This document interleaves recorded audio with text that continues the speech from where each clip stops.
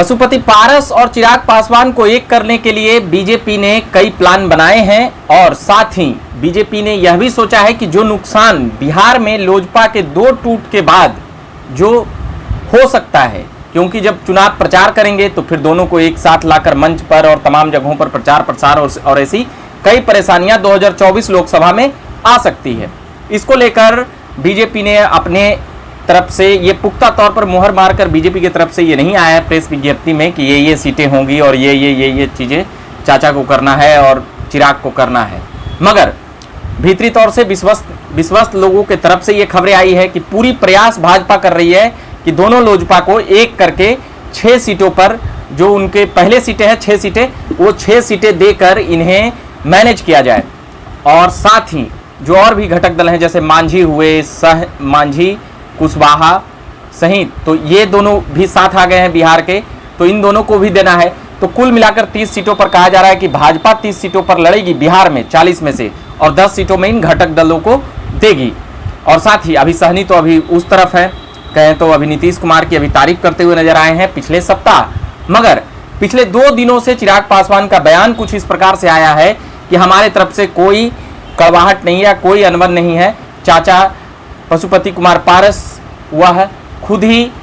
हमें अलग किए थे, उसके बाद फिर अलग अलग पार्टी बन गया था। सभी लोग जानते हैं कि 2 साल पहले कैसे 5 सांसद एक तरफ चले जाते हैं और कड़वाहट 2020 के विधानसभा के वक्त से ही चिराग पासवान को लेकर उन्हीं की पार्टी में कह सकते हैं कि विद्रोह छिड़ गया और चिराग पासवान अकेले पड़ गए। अंततः परिणाम यह हुआ कि पशुपति कुमार पारस मंत्री बन गए थे और फिर अभी फिर से चिराग पासवान की पार्टी की कह सकते हैं कि उनकी एनडीए में वापसी हुई है 2-2.5 सालों से। मगर पहले भी वह कागजी तौर पर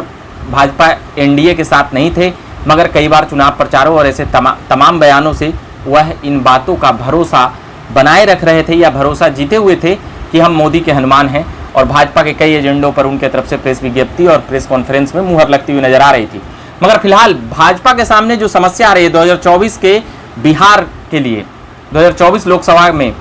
तो जो 40 सीटें हैं, अगर बात करें 2009 की तो वह 32 सीटें यहाँ पर जीती थी, 2014 में 31 सीटें जीती थी एनडीए, और 2019 में नीतीश कुमार भी साथ थे और लोजपा भी साथ थे, तो 39 सीटें जीते थे। मगर 2024 की राहें बहुत ही मुश्किल बताई जा रही है भाजपा के लिए, क्योंकि नीतीश और लालू पहली बार उनकी पार्टी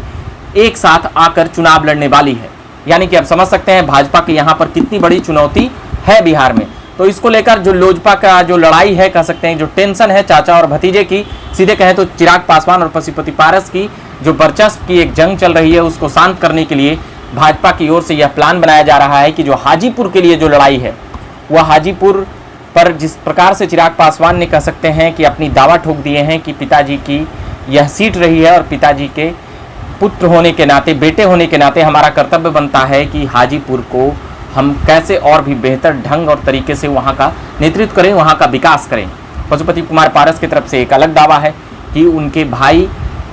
बड़े भाई ने उनको वहाँ का लोकसभा सीट दिया था जब वह विधायक थे अलौली के, तो वह वहाँ का सीट दिए थे, अलौली विधानसभा के विधायक बनाए थे कि अब इसे संभालो, और रामविलास पासवान जाने के पहले हमें बनाए थे, यानी पशुपति कुमार पारस का दावा था। मगर जो हाल में पशुपति कुमार पारस का जो बयान आया है उससे कई कड़वाहटें बढ़ी है, और कह सकते हैं कि जो एनडीए में जो एक करने की जो रणनीति थी उस पर कह सकते हैं कि और भी परेशानी बढ़ गई थी। मगर अब यह कहा जा रहा है कि पशुपति कुमार पारस और चिराग पासवान को एक करने के लिए भाजपा की तरफ से एक प्लान यह बनाया गया है कि पशुपति कुमार पारस को राज्यसभा की तरफ भेज करके उन्हें मैनेज किया जा सकता है, या फिर जो और भी सीटें हैं वहाँ पर से। मगर फिलहाल कई बार ये खबरें ये भी चलती है बिग ब्रेकिंग की राज्यपाल बनाया जा रहा है यहाँ का, वहाँ का चिराग पासवान को मिनिस्टर बनाया जा रहा है। मगर ये इतना आसान नहीं है, जितना आसान बातें कहने और सुनने में लग रही है उतनी आसान नहीं है। ये खबरें हैं कि पशुपति कुमार पारस को राज्यसभा भेजकर चिराग पासवान के नेतृत्व में लोजपा को 6 सीटें देकर दोनों लोजपा को एक करके और यह लड़ाया जाए। मगर फिलहाल चिराग पासवान की तरफ से जो पिछले 2-3 दिनों से बयान आए हैं, और पहले भी बयान कुछ इस प्रकार आए हैं कि वह पशुपति कुमार पारस को मीडिया के सामने प्रेस कॉन्फ्रेंस और ऐसे तमाम सवालों में वह कुछ ऐसी बातें कहते हुए नजर नहीं आए हैं। मगर हाँ, उनके चाचा पशुपति कुमार पारस यह साफ कहते हुए नजर आए हैं कि यह चिराग पासवान का कहना था कि हमारा और तुम्हारा खून एक नहीं है, तो फिर कैसे उन बातों को लेकर वह रार ठाने हुए हैं और कह रहे हैं कि जब चिराग पासवान की तरफ से ही हमें अपमानित किया गया था तो फिर एक होने की सवाल नहीं होती है। मगर फिर अब दिल्ली में कह सकते हैं कि ये दोनों हैं और दिल्ली से इन दोनों को मैनेज करने का प्रयास भाजपा की तरफ से किया जा रहा है। खूब मान मनोबल हो रहा है, मगर अंततः यह कहा गया है कि 2024 लोकसभा के पहले इन दोनों की दूरियों को समाप्त कर दिया जाएगा और एक पार्टी होगी और 6 सीटें लड़ने के लिए दी जा सकती है। ये बातें थी। एक खबरें यह भी है कि पशुपति कुमार पारस का नीतीश कुमार से काफ़ी अच्छा संबंध है, तो अगर वह एक नहीं हुए तो संभवतः वह नीतीश कुमार की तरफ भी जा सकते हैं। मगर फिलहाल बीजेपी वह पूरी प्रयास कर रही है कि कैसे पशुपति कुमार पारस और चिराग पासवान की पार्टी को मतभेदों को दूर करके एक किया जाए और फिर एक साथ चुनाव लड़ा जाए। ये बातें थी। और भी तमाम बिहार पॉलिटिकल अपडेट सुनने के लिए आप बने रहिए झकास भारत पर। अभी के लिए फिलहाल इतना ही कहेंगे। मेरा नाम रविकांत हुआ। धन्यवाद।